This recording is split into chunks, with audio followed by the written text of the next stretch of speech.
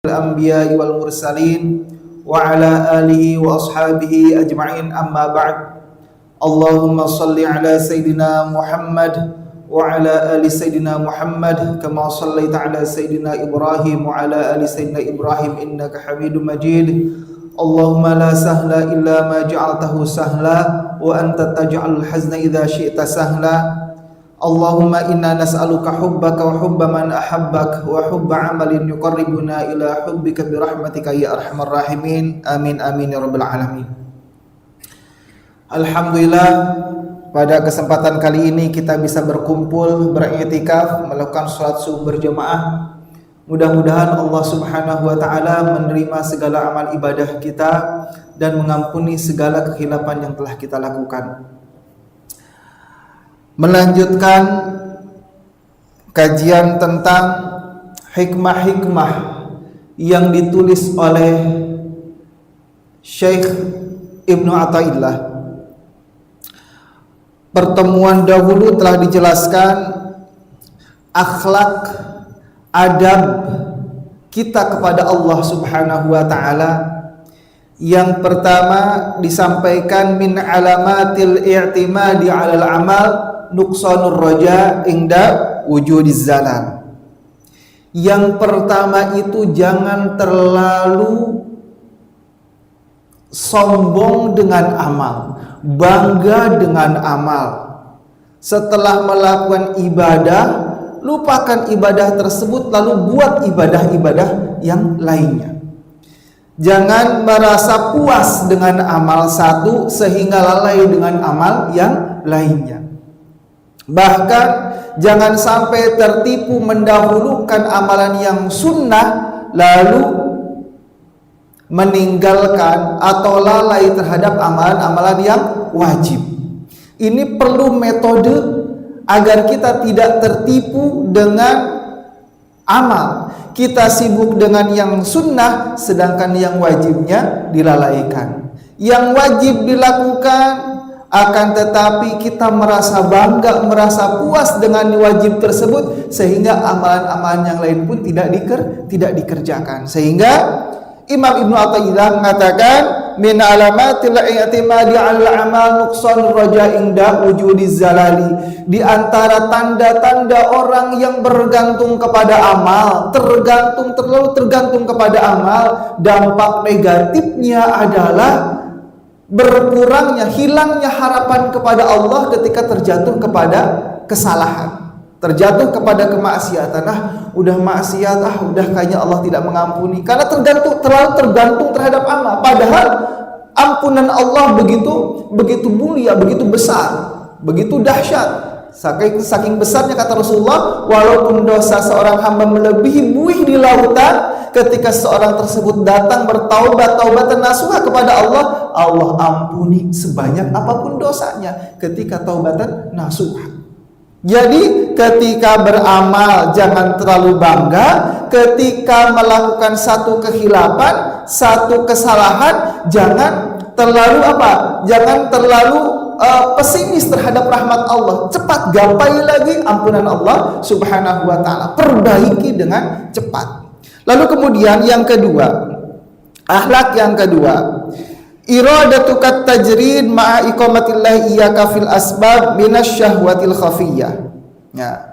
Jadi ketika Allah menempatkan engkau dalam tempat tajrid, dalam waktu senggang, kemudian berkecukupan, lalu kemudian ada waktu untuk beribadah, lakukan ibadah dengan sebaik-baiknya. Lakukan ibadah dengan sebaik-baiknya. Lalu kemudian ketika Allah menempatkan dalam posisi engkau diberikan amanah, kedudukan, lalu kemudian pangkat sebagai amanah dari Allah Subhanahu wa taala, maka lakukan dengan profesional. Ini ketika seseorang diberikan kedudukan dan tidak melalaikan dari syariat Allah Subhanahu wa taala, jalankan.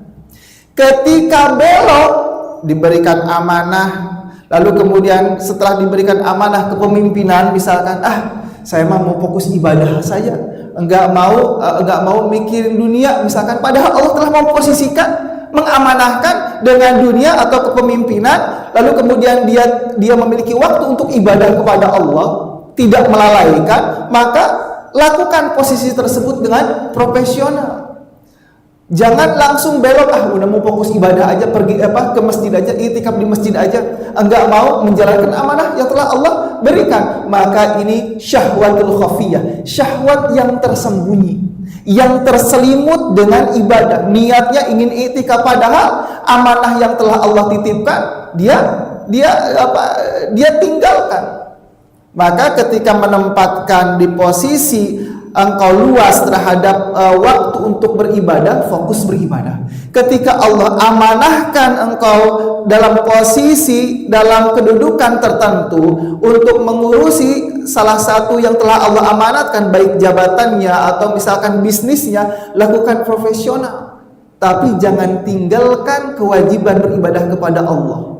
Dan lakukan apa? Lakukan hal-hal yang selayaknya orang yang berkecukupan dianjurkan untuk melakukan ibadah itu dengan sedekah.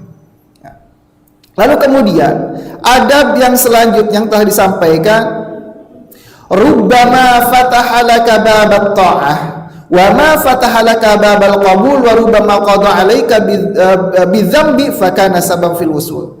Jadi apapun posisinya, ketika kita berdoa, ternyata Allah belum mengijabah juga. Kita meminta A, ternyata Allah turunkan B. Ketika kita minta C, Allah menurunkan D. Kok tidak diijabah?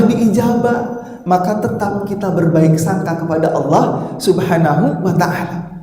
Karena Allah itu Sang Maha Tahu yang menciptakan manusia. Allah lebih tahu apa yang kita butuhkan, bukan apa yang kita inginkan. Kita inginnya A, tapi Allah berikan B, karena Allah tahu yang kita butuhkan itu bukan A, tetapi B. Makanya kita jangan sok tahu. Ketika kita berdoa saja. Tergantung terserah Allah mengabulkan doa kita dengan bentuk yang bermacam-macam. Serahkan kepada Allah. Ad-du'a wal ibadah, doa itu ibadah. Maka ketika berdoa, doa saja. Masalah ijabah itu serahkan kepada Allah. Maka harus selalu berbaik sangka kepada Allah Subhanahu wa ta'ala. Lalu yang sekarang akan kita sampaikan hikmah selanjutnya dari Ibnu Athaillah, khib min wujudi ihsanihi ilaika wa dawamu isaatika ma'ahu ayyakuna dzalika istidrajan sanastadrijuhum min haitsu la ya'lamun. Takutlah, kata Ibnu Athaillah, min wujudi ihsanihi ilaika, dari datangnya kebaikan-kebaikan dari Allah, nikmat-nikmat yang Allah anugerahkan kepada kita, wa dawamu isaatika ma'ahu, sedangkan rahmat Allah, nikmat Allah tidak henti-hentinya kepada kita, padahal kita dalam kondisi terus bermaksiat kepada Allah. Nah, maka harus takut.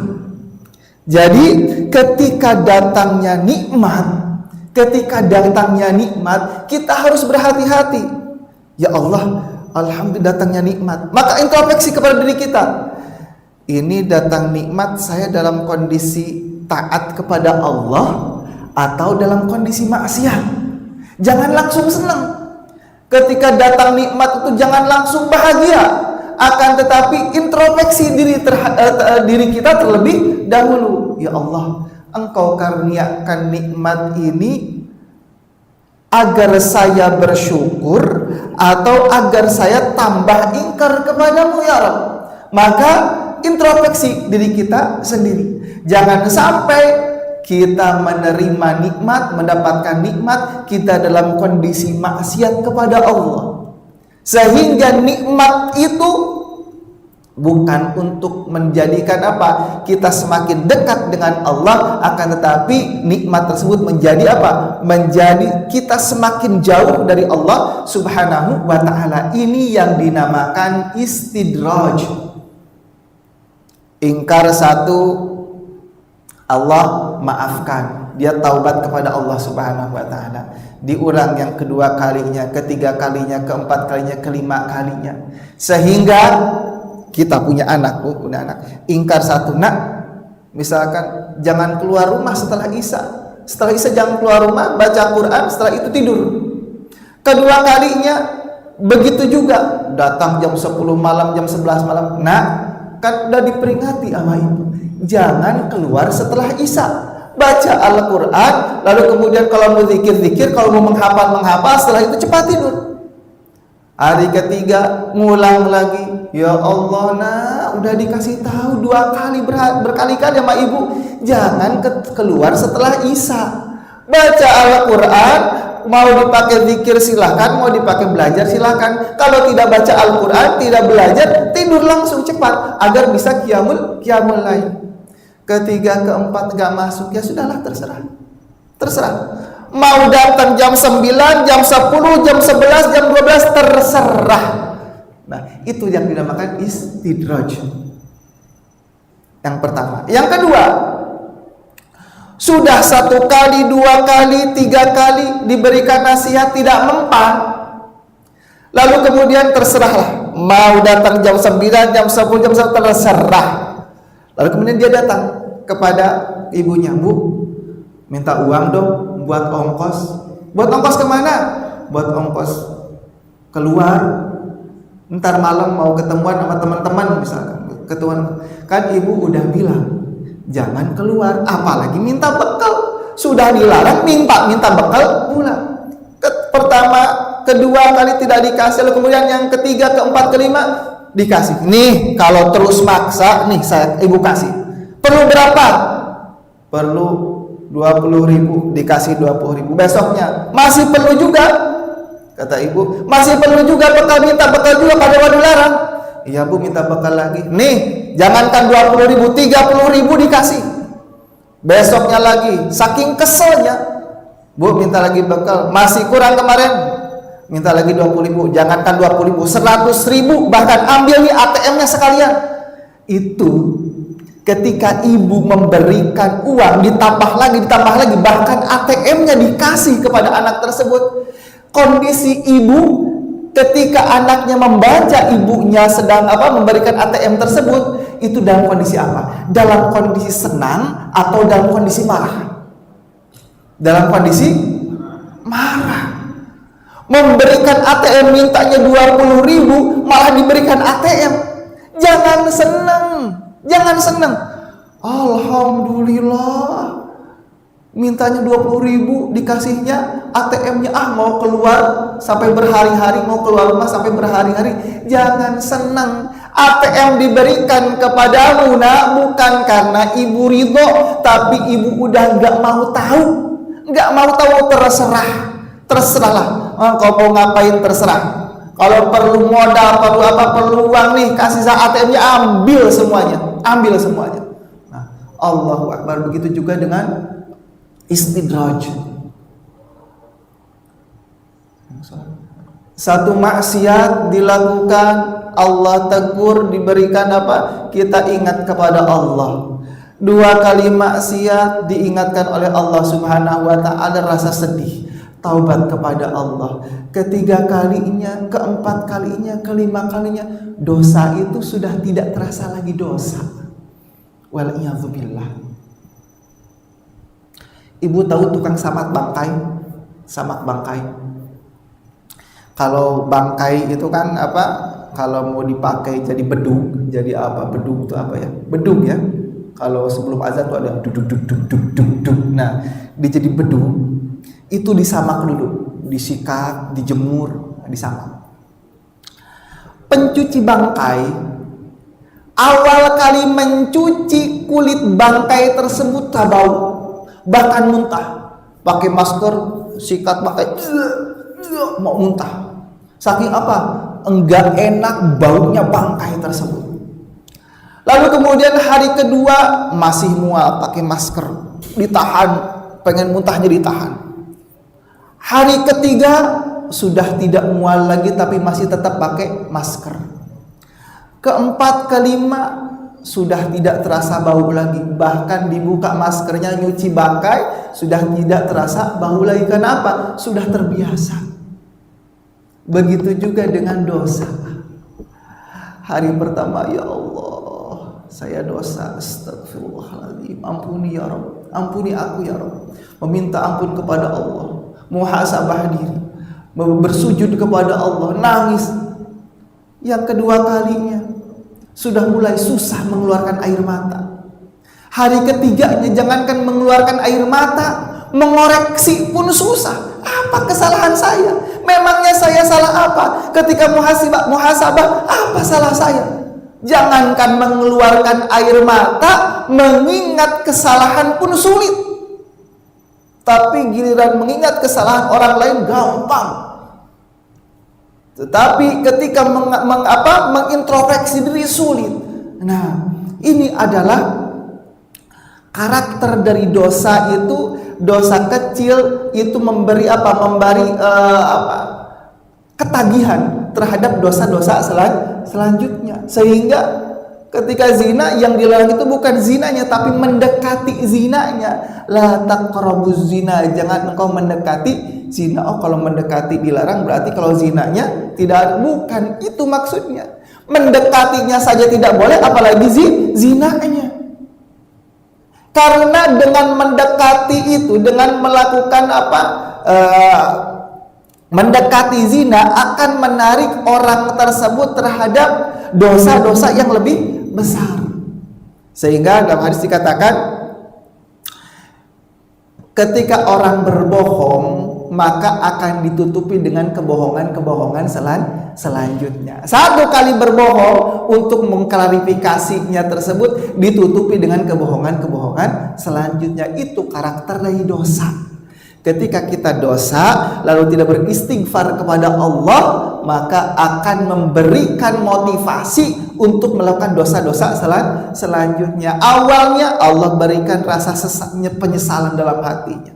Semakin lama diulang lagi, dosa pun menjadi terbiasa sehingga samar antara dosa dengan kebiasaan. Ini biasa saya lakukan, kayaknya enggak dosa. Nah, kita udah melakukan itu juga, Allah tidak menurunkan kesulitan, kita tetap dapat rezeki dan lain sebagainya. Itu yang dinamakan istidraj. Bagaimana cara membedakannya? Membedakan nikmat dengan istidraj, maka lihat efek dari nikmat tersebut. Diberikan nikmat, misalkan uang, diberikan nikmat anak diberikan nikmat amanah anak, diberikan nikmat misalkan amanah jabatan. Nah, setelah diberikan nikmat tersebut, apa efek selanjutnya? Ketika kita diberikan nikmat uang, digunakan untuk apa uang tersebut? Digunakan untuk ibadah kepada Allah, digunakan untuk taat kepada Allah, atau uang tersebut dijadikan fasilitas agar kita mudah ketika bermaksiat kepada Allah Subhanahu wa ta'ala. Wal'iyadzubillah, seandainya terjatuh kepada kemaksiatan, maka langsung kembali kepada Allah. Jangan menunggu-nunggu tobat, antar aja, langsung bertobat kepada Allah dan stop dosa tersebut, karena dosa akan memberikan rasa ketagihan untuk melanjutkan dosa-dosa yang lainnya. Stop, langsung kembali kepada Allah Subhanahu wa ta'ala. Ketika diberikan amanah anak, dengan anak tersebut kita semakin lalai kepada Allah atau semakin taat? Awal anak diajarkan ngaji, lalu kemudian lama-lama udah kita sibuk dengan kesibukan kita, sehingga anak tidak disuruh untuk ngaji, tidak disuruh untuk sholat, kita sibuk sendiri. Anak yang penting dikasih makan. Udah kayak Udah kayak memelihara binatang, yang penting makan, yang penting kenyang lah. Untuk masalah ilmu, untuk masalah agama, udah terserah masing-masing. Nah, itu apa bedanya dengan memelihara hewan? Yang penting peliharaan kita kenyang, yang penting kenyang. Ilmu dan agama dan akhlaknya tidak kita bekali. Apa bedanya dengan memelihara hewan?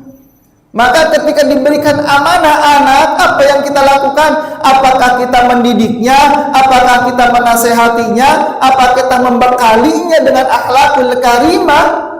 Ketika kita bisa membekali anak dengan akhlakul karimah, dengan ketaatan kepada Allah Subhanahu wa taala, maka anak ini adalah nikmat. Akan tetapi ketika dengan anak sehat, anak lalu kemudian memiliki kepintaran, tetapi kita semakin lalai, tidak mendidiknya, bahkan anak tersebut menjadikan apa? Menjerumuskan kita kepada kelalaian. Dengan anak kita jadi malas untuk membaca Al-Quran misalkan. Dengan anak malas kita untuk melakukan sholat berjamaah. Dengan anak bla bla bla bla, sehingga kita lalai kepada Allah Subhanahu wa taala. Hati-hati, maka nikmat ini khawatir terjatuh terhadap nikmat istidraj, nikmat yang Allah berikan. Silahkan. Kalau tidak mau taat ya sudahlah, nikmat Allah berikan, ditumpuk agar entah di akhir langsung diberikan balasan yang dahsyat. Maka perlunya muhasabah. Lalu kemudian ketika diberikan jabatan pun demikian, kita muhasabah. Karena apa?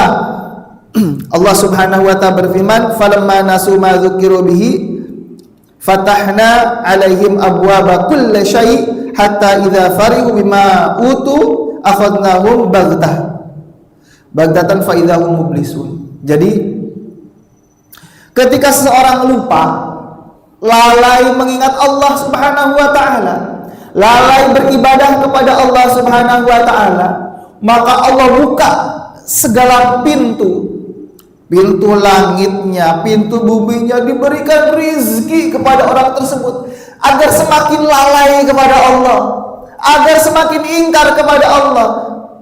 Kayak tadi, kamu tetap ingkar kepada ibu, ya udah, ibu kasih ATM lagi. Engkau pergi ke Masasi silahkan, mau beli apa saja silahkan, mau 1 hari, 2 hari, 3 hari silahkan, malah diberikan sarana. Allah pun demikian. Fatahna abwaaba kulli syai' hatta idza farihu bima utu akhadnahum baghtah.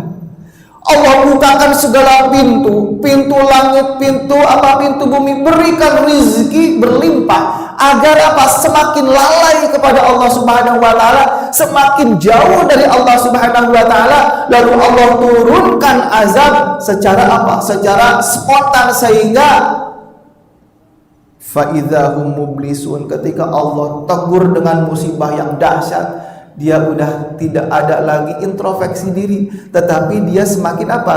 Semakin pesimis terhadap rahmat Allah Subhanahu wa taala. Udah terlanjur dosa, udah jadi ahli maksiat. Sudah dia apa? Pesimis. Sudah dia ingkar, lalu kemudian mau kembali kepada Allah, udah kadung terlalu banyak dosa, udah kadung Allah menutup hatinya sehingga untuk kembali kepada Allah pun sulit. Ketika jatuh pada keterpurukan, bukan kembali kepada Allah, akan tetapi menyalahkan ini dan itu. Kalau saja begini, kalau saja begitu, enggak bakalan begini. Maka kata Rasulullah, jangan sekali-kali mengatakan lau, seandainya. Fa inna lau taftahu abwaaba syayatin. Karena kata-kata seandainya membuka pintu setan. Seandainya. Maka ketika kita maksiat 1, 2, 3, 4, 5, lalu kemudian maksiat tersebut sudah tidak lagi terasa maksiat. Sekarang kan sudah abu-abu ya. Sekarang ini maksiat seperti ibadah seperti maksiat. Sudah samar. Mana membedakan yang baik, mana yang membedakan yang buruk, sudah samar. Maka pantas kata Imam Ghazali, hati ini awalnya bisa membedakan mana yang baik dan mana yang buruk. Hati ini seperti cermin. Kita bercermin, aduh ini kayaknya kurang putih, tambah lagi bedak. Bibirnya kayaknya kurang merah, tambah lagi lipstik. Alisnya kurang hitam, tambah lagi shadow apalah gitu. Sehingga dengan cermin yang bersih, yang jernih, kita itu semakin jelas melihat wajah kita. Lalu kemudian semakin jernih, yang kecil-kecil, ada jerawat kecil pun terlihat dari apa? Dari cermin yang bersih. Akan tetapi cermin yang bersih itu bisa menjadi kotor dengan dosa.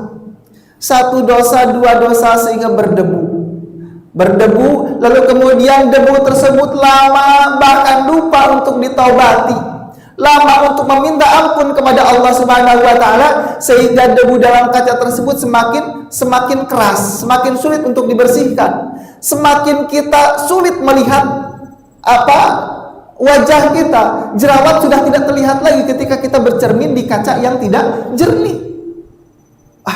Misalkan kita melihat bercermin di kaca, misalkan di kaca-kaca pinggir-pinggir jalan, itu sulit kita melihat yang kecil-kecil, sehingga membedakan mana yang baik mana yang buruk itu samar. Nah, itu adalah hati.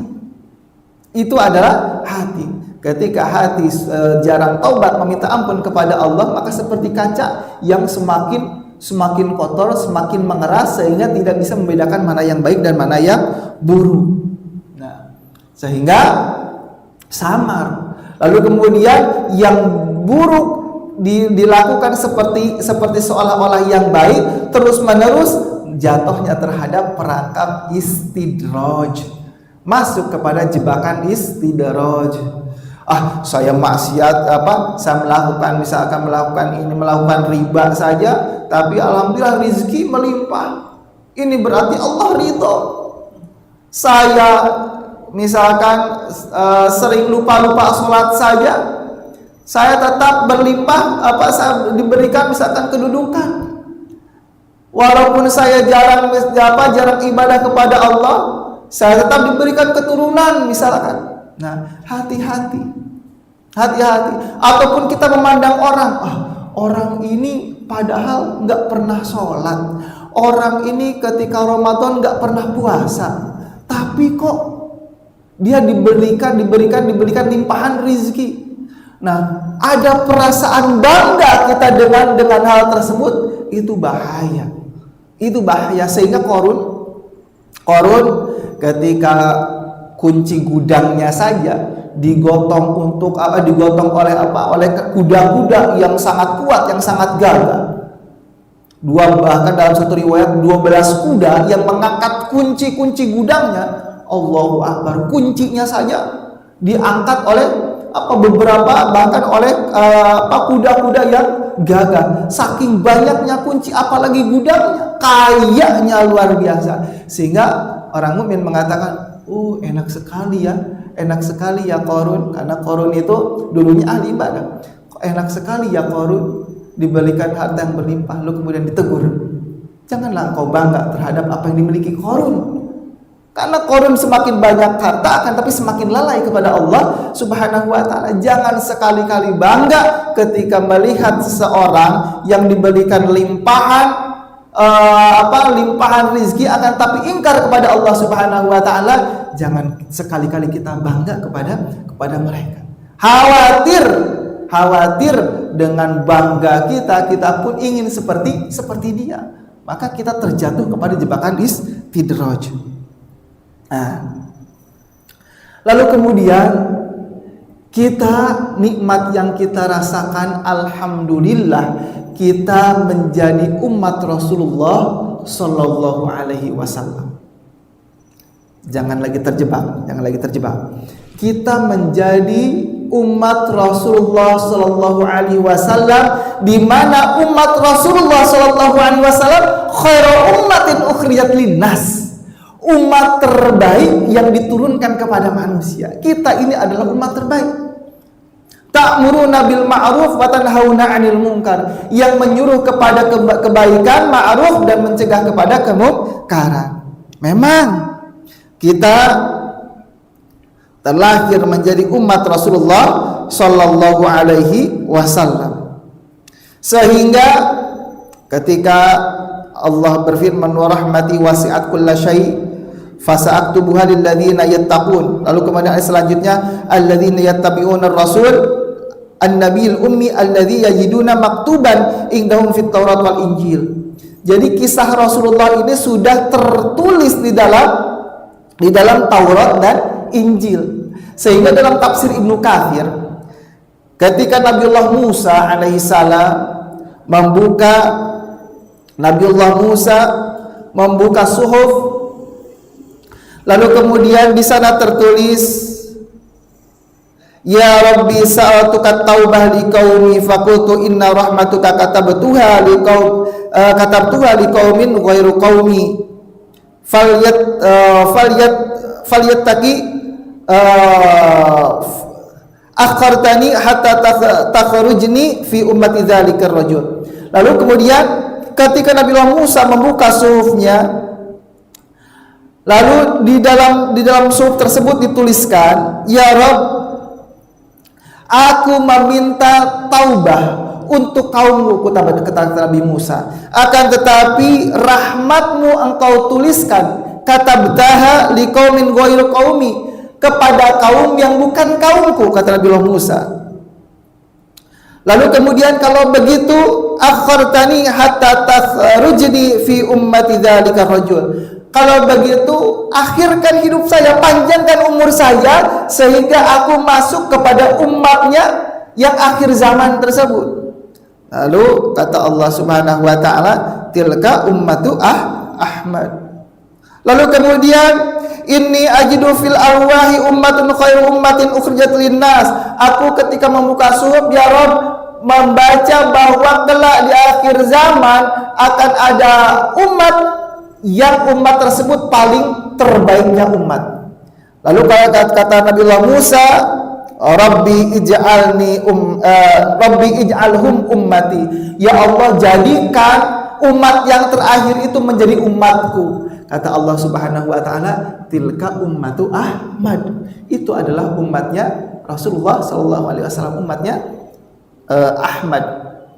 Lalu kemudian, ya Rabbi, humul akhiruna fil khalqi as-sabiquna fi dukhulil jannah. Ya Rabbi, ketika saya membuka suhuf, saya membaca bahwa kelak di akhir zaman ada umat yang paling akhir diciptakan, akan tetapi paling awal masuk surga. Ya Allah, jadikan mereka umatku. Kata Allah, tilka ummatu Ahmad. Mereka itu adalah umatnya Ahmad, Muhammad Rasulullah sallallahu alaihi wasallam. Lalu kemudian, ya Rabbi, saya baca juga di Allah, kata Nabi Musa, berarti jelas dalam kitab-kitab Injil dan Taurat, Rasulullah akan dilahirkan itu bersama umatnya sudah termaktub dalam kitab mereka, jelas. Sehingga Nabi Musa, ya Rabb, aku membaca dalam kitab Allah, umat idza hamma ahaduhum bihasanatin thumma lam ya'malha katabat lahu hasanah. Umat itu yang terakhir diciptakan, ketika mereka hamma, menginginkan bertekad untuk satu kebaikan, tapi tidak sampai melakukannya, hanya bertekad saja, tidak sampai terkabulkan untuk melaksanakan kebaikan tersebut, ditulis tetap satu kebaikan, ya Rabb. Lalu ketika mereka bertekad melakukan kebaikan, mampu melaksanakannya, maka katabtaha lahu asyatu amsalihha ila sab'imi'ati di'fin. Engkau menulis bukan satu kebaikan, tetapi 10 sampai 700 kali lipat. Ya Rabb, jadikan mereka umatku. Kata Nabi Musa, tilka ummatu Ahmad. Itu adalah umatnya Ahmad, Muhammad Rasulullah SAW. Ya Rabb, seandainya mereka itu tidak kau kabulkan menjadi umatku, jadikan aku menjadi umatnya Ahmad. Allahu Akbar. Nabiullah Musa ingin menjadi umatnya Rasulullah Sallallahu Alaihi Wasallam, padahal seorang nabi. Kita bukan nabi, bukan rasul, bukan wali, bukan ahli ibadah, sudah dijadikan menjadi umat Rasulullah. Bahkan kita tidak berdoa terus, ya Allah, bersyukur menjadi umat Rasulullah. Kita diciptakan oleh Allah langsung menjadi umat Rasulullah sallallahu alaihi wasallam. Ini adalah nikmat yang sangat dahsyat, akan tetapi banyak yang terjebak dengan apa? Dengan nikmat yang berlimpah yang dilimpahkan kepada kita. Kita menjadi umat Rasulullah SAW, kita maksiat juga, masih ada menjadi umat Rasulullah, diakhirkan azabnya, ya siapa tahu ntar di ujung-ujung kita taubat lah, ntar gampang taubat di ujung aja. Kita umat Rasulullah nggak diazab langsung. Nah, keutamaan umat Rasulullah SAW jangan dijadikan sarana untuk lalai, akan tetapi jadikan sarana untuk meningkatkan ketakwaan kepada Allah Subhanahu wa taala. Berlomba dengan umat terdahulu. Umat terdahulu diberikan umur 700-950 tahun, kita 63 tahun, akan tetapi kebaikannya bisa setara bahkan melebihi umat-umat terdahulu. Harus kita syukuri menjadi umat Rasulullah Shallallahu Alaihi Wasallam. Harus kita syukuri. Jangan malah Jangan malah kita lalai. Jangan malah kita lalai. Padahal pahala sudah Allah berikan. Umat terdahulu tidak dibocorkan pahala. Solat saja nggak usah nanya pahala. Zakat saja nggak usah nanya pahala.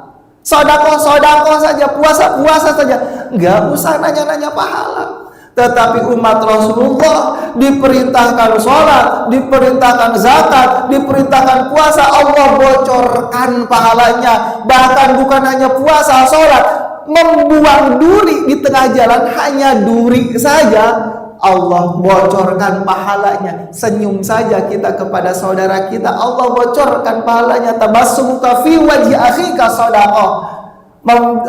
Senyummu kepada saudaramu adalah sedekah. Termasuk sedekah, seperti kita sedekah dengan uang, seperti halnya senyuman. Membuang duri di tengah jalan adalah sedekah, Allah bocorkan pahalanya. Segala kebaikan Allah bocorkan pahalanya. Sudah dibocorkan, kita lalai bahkan bermaksiat kepada Allah Subhanahu wa taala, maka jatuh kepada istidraj. Maka kata Rasulullah, kullu ummati yadkhuluna jannah. Seluruh umatku masuk ke dalam surga, illa man aba, kecuali yang enggak mau.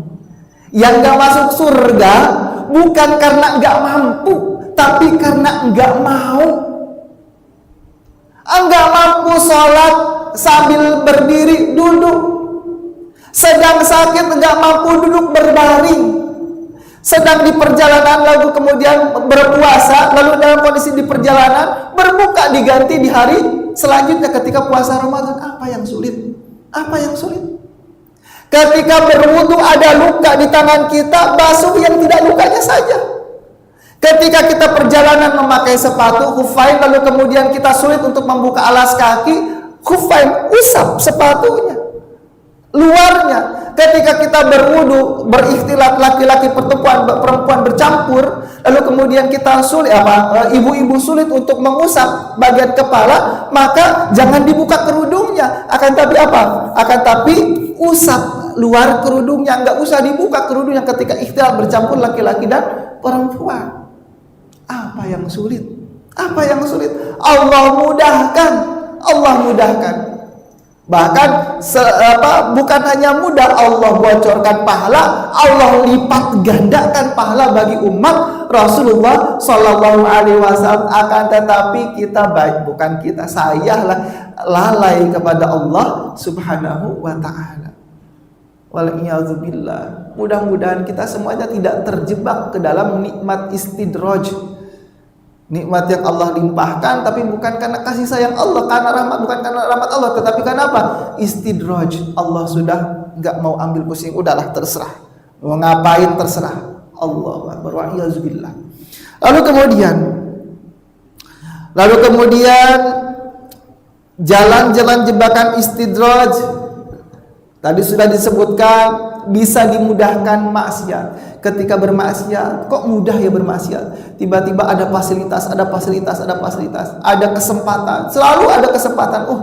Kok nggak ada hambatan? Nah, hati-hati ketika maksiat semakin lancar dilakukan, semakin mudah dilakukan, hati-hati. Jangan-jangan kita sudah termasuk kepada jebakan istidraj. Allah sudah nggak mau lagi menaungi kita. Wal'iyazbillah. Yang kedua, bermaksiat, diberikan harta tapi kurang bersyukur kepada Allah. Diberikan ini kurang, diberikan itu kurang, kurang lagi. Bahkan kata Rasulullah SAW, yang paling banyak penghuni neraka adalah perempuan. Mereka kufur kepada Allah Subhanahu wa ta'ala. Lalu para sahabat mengatakan, "Ya Rasulullah, apakah mereka syirik, menyekutukan Allah Subhanahu wa ta'ala?" Kata Rasulullah, "Tidak. Mereka kufur terhadap nikmat yang diberikan oleh suami." Diberikan setiap, ya udah misalkan udah pernikahan 20 tahun. Lalu kemudian 1 bulan dari 20 tahun itu berapa bulan? Jadi 12 kali 20 lah. Sekian ratus. Lalu kemudian 1 bulan ternyata nggak dapat gaji. Waduh, istri uring-uringan. Bapak ini sulit memberikan, misalkan kok nggak memberikan nafkah. Emang dari dulu nggak susah ngebahagiain keluarga. Salah dikit emang nggak peka sama istri. Padahal pernikahan udah 20 tahun. Anak sudah 3, 4, 5. Bilang nggak peka.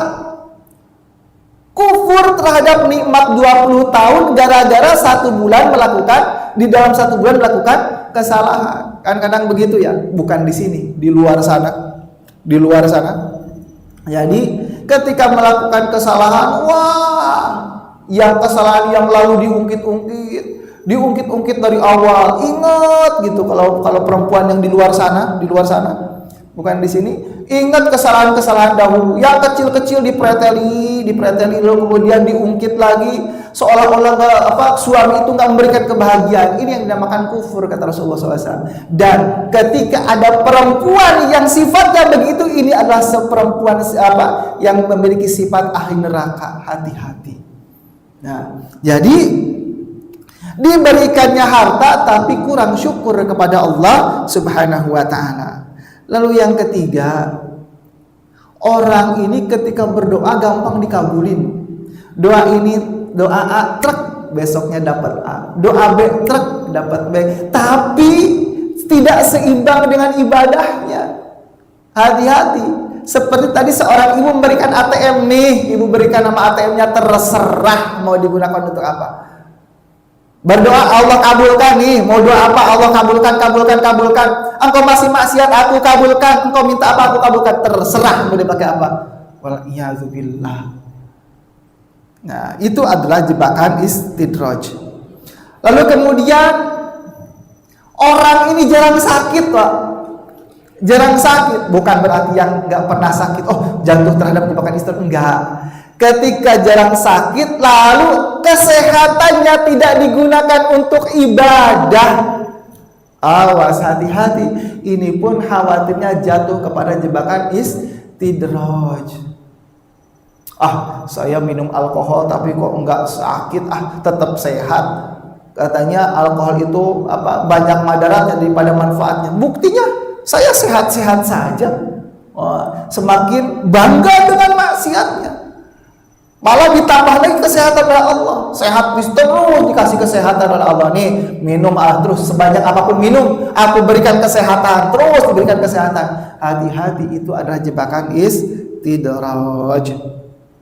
Nah, bagaimana obatnya? Tadi sudah tahu jebakan-jebakan istidraj, bagaimana obatnya, cara mengantisipasinya. Yang pertama, jangan terlalu terpesona dengan dunia. Jangan terlalu terpesona dengan dunia. Rasulullah SAW ketika di tengah pasar, hadis dari Jabir bin Abdullah, pada suatu hari Rasulullah berjalan dengan para sahabat di satu pasar. Rasulullah masuk jalan dari samping kanan, para sahabat di samping kiri, lalu kemudian mereka bertemu di ujung jalan. Ketika bertemu di ujung jalan di tengah-tengah pasar, Rasulullah menemukan bangkai kambing. Kambing yang sudah mati berhari, sudah membusuk. Kupingnya cacat. kupingnya cacat ya sobek lah atau apa cacat. Dan orang Arab itu tidak suka kambing atau peliharaan yang kupingnya cacat. Lalu kata Rasulullah mendekati bangkai tersebut, wahai para sahabat, siapa yang mau bangkai ini dengan harga 1 dirham?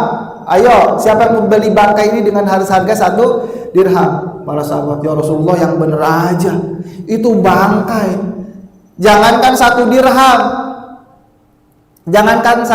setengah dirham pun gak mau beli. Kata Rasulullah, ya sudah, siapa yang mau bangkai ini gratis ambil. Siapa yang mau?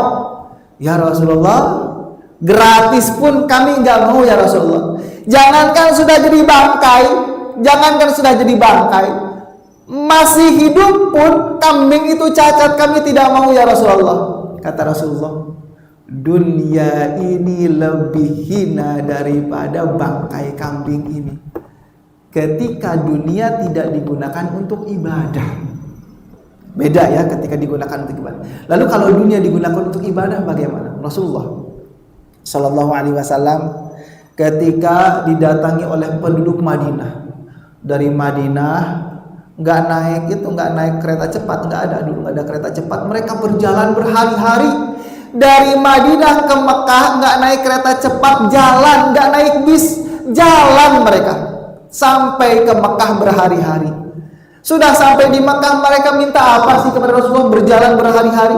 Ya Rasulullah, sesungguhnya penduduk Makkah ini sholatnya sama seperti sholat kami, puasanya sama seperti puasa kami, akan tetapi ada ibadah yang mereka bisa lakukan tetapi kami tidak bisa melakukan. Kata Rasulullah, apa memang yang tidak bisa kamu lakukan? Kata ahli Madinah, mereka mampu melakukan sedekah, sedangkan kami jangankan sedekah, uang besok aja belum tahu dari mana ya Rasulullah. Mereka bisa melakukan sedekah, kami tidak ya Rasulullah.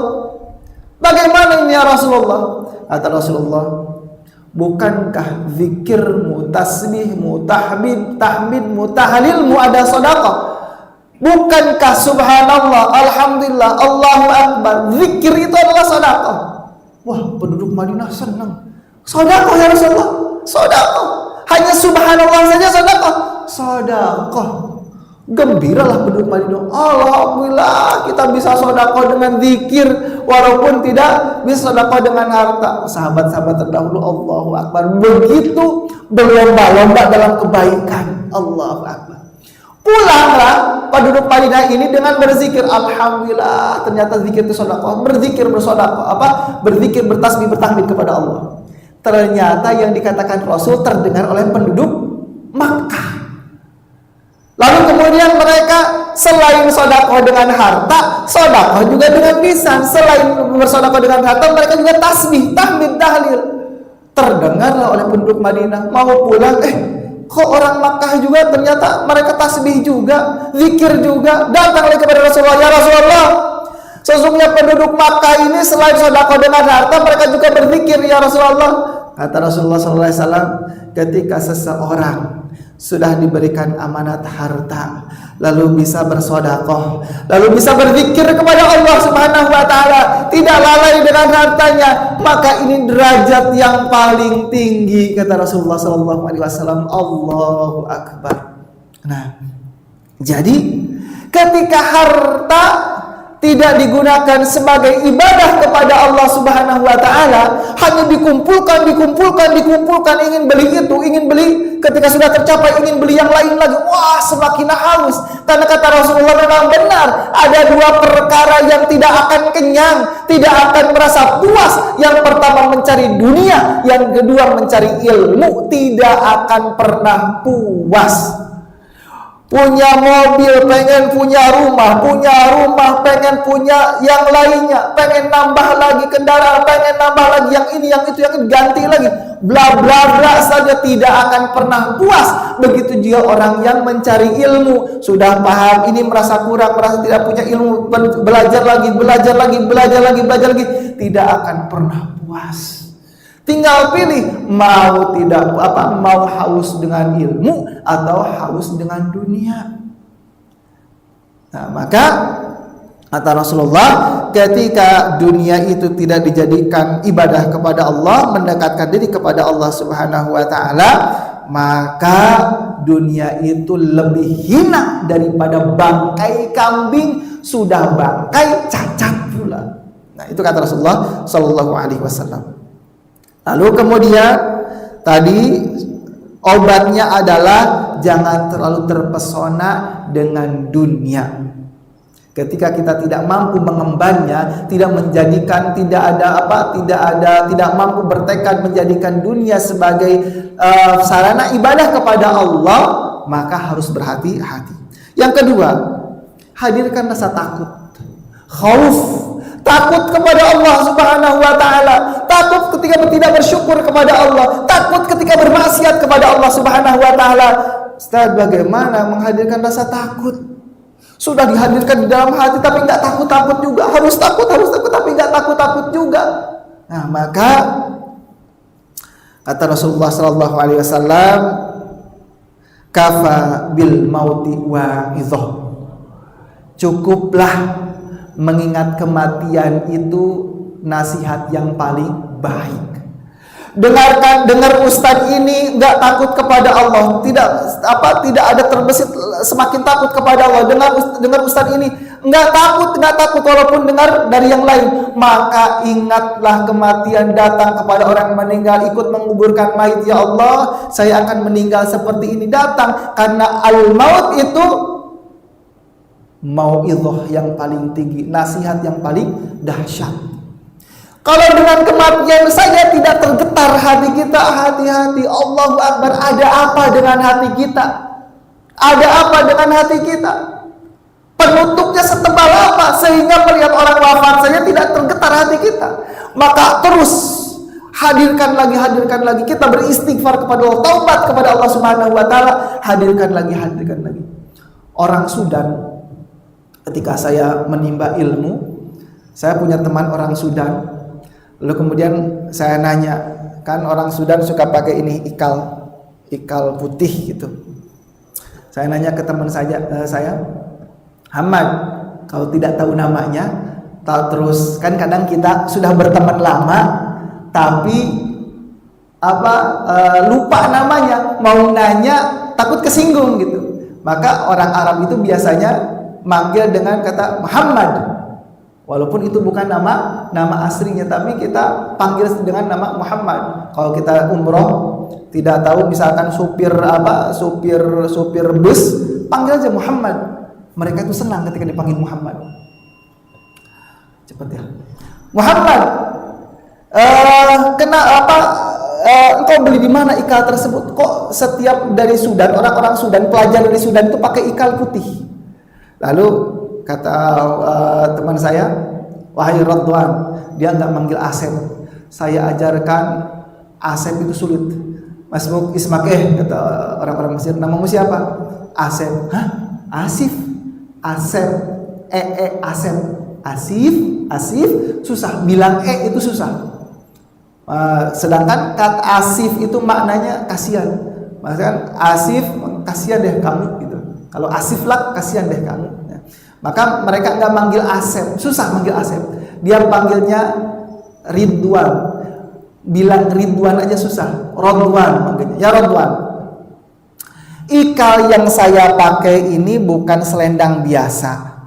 Akan tetapi ikal yang saya pakai ini adalah kain kafan, yang dimana saya wafat, saya memakai kain kafan ini. Allahu Akbar. Untuk mengingat kematian, orang-orang Sudan memakai ikalnya itu dengan kain kafan, yang dengan kain kafan itu mereka dipakaikan baju dengan kain kafan tersebut yang dipakai di kepala mereka untuk mengingat kematian.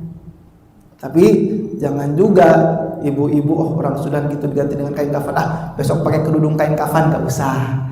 Tapi yang intinya adalah selalu mengingat kematian. Nah, lalu kemudian Rasulullah pun ini sunnah, sebelum habis waktunya, sunnah yang sudah jarang sekali dilakukan. Saya jarang sekali melihat sunnah yang Rasulullah lakukan ketika mengingat kematian. Dari hadis Aisyah radhiyallahu anha, qalat karena Nabi sallallahu alaihi wasallam idza shalla raka'atil fajri ittaja'a ala shiqqatil aiman. Hadis riwayat Bukhari. Jadi kata Aisyah radhiyallahu anha, ketika Rasulullah sallallahu alaihi wasallam salat 2 rakaat salat fajar, lalu ittaja'a ala shiqqatil aiman, Rasulullah bersandar dengan sebelah kanan. Jadi begini. Maaf saya praktekkan. Setelah salat sunnah, lalu kemudian salat sunnah qabliyah subuh, duduk, assalamualaikum warahmatullah, assalamualaikum warahmatullah. Rasulullah begini.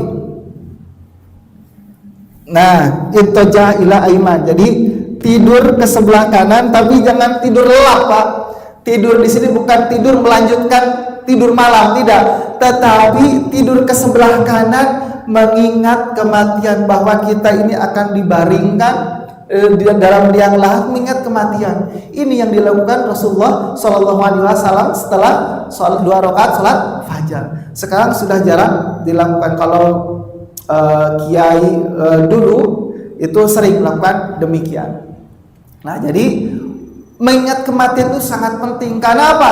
Karena wa'idhah yang paling tinggi. Jadi saya juga kadang malu melakukannya, kadang udah jarang lagi orang yang melakukannya. Ketika begitu takutnya disangka tidur gitu.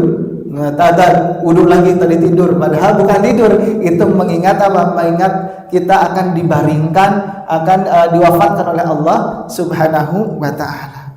Nah, ada YouTuber namanya siapa ya, Fadli apa gitu, dia di endorse kain kafan. Dia bingung, aduh bagaimana ini ngiklaninya, kok serem katanya gitu, kok serem. Tapi dia sambil ceria, ayo siapa yang mau, yang sudah mempersiapkan kain kafannya, beli di sini bla bla bla bla. Padahal dengan kondisi ceria, tapi itu komennya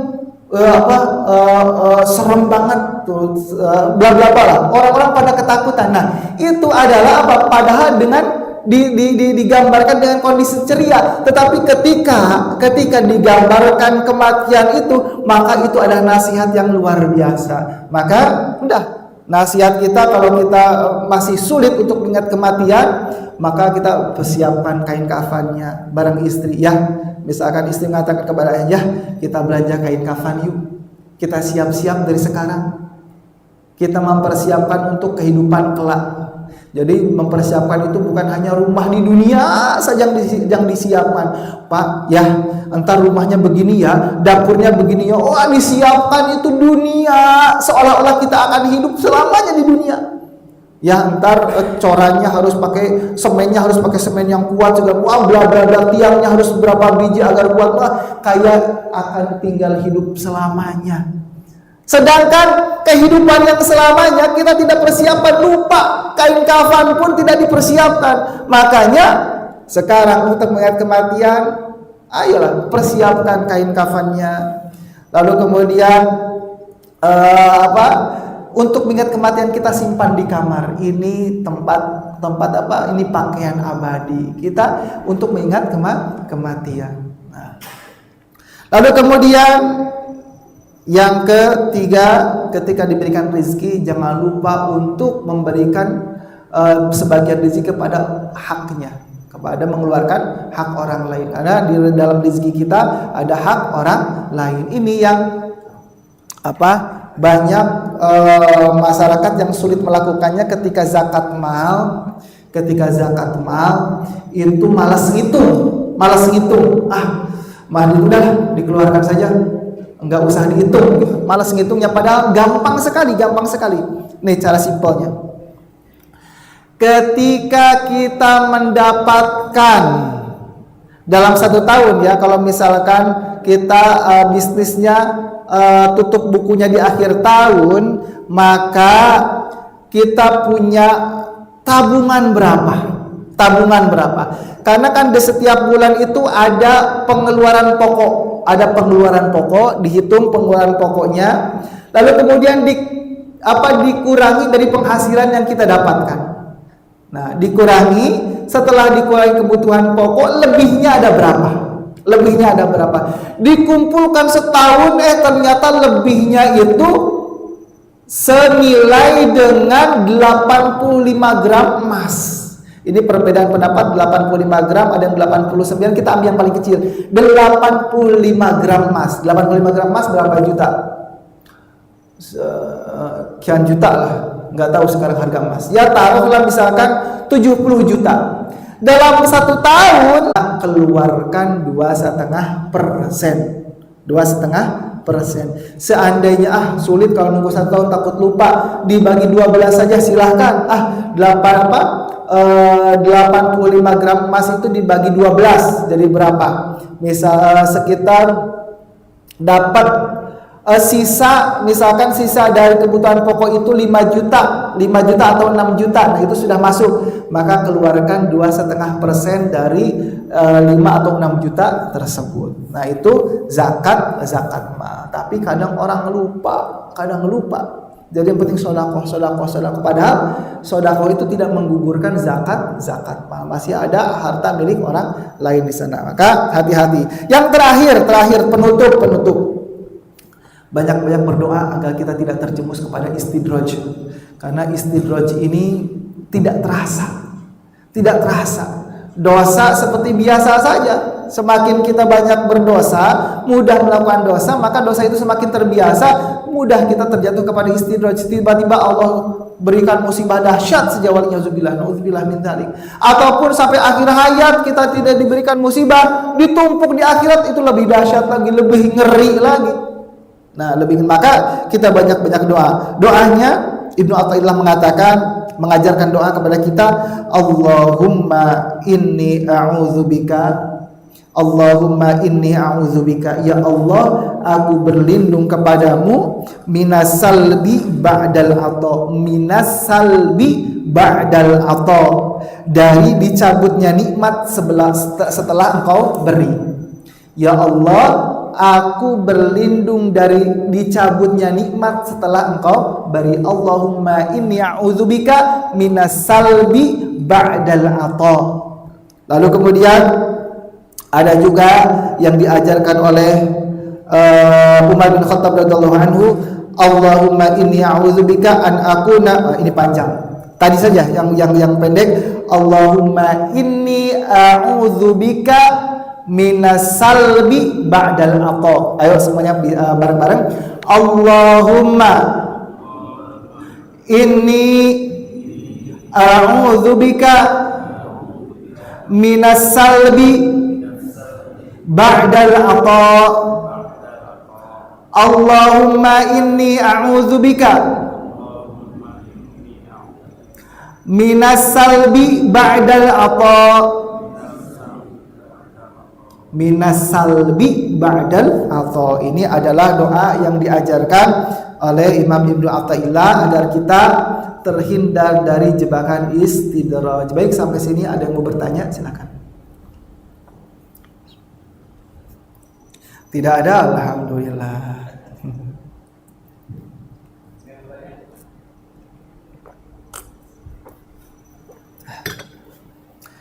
Kalau tidak ada, nggak apa-apa.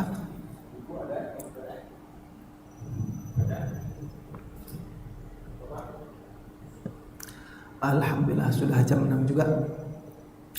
Alhamdulillah, jazakumullah khairan husni istimaikum. Mudah-mudahan kita semuanya dilindungi oleh Allah Subhanahu wa taala dari jebakan istidraj. Mudah-mudahan Allah Subhanahu wa taala selalu melimpahkan rahmat, selalu membimbing kita semuanya, keluarga kita semuanya, anak-anak kita semuanya selalu dibimbing oleh Allah Subhanahu wa taala. Mohon maaf dari segala kekurangan aku qouli hadza wa astaghfirullah li wa lakum minni al-hubbu wa du'a. Assalamualaikum warahmatullahi wabarakatuh.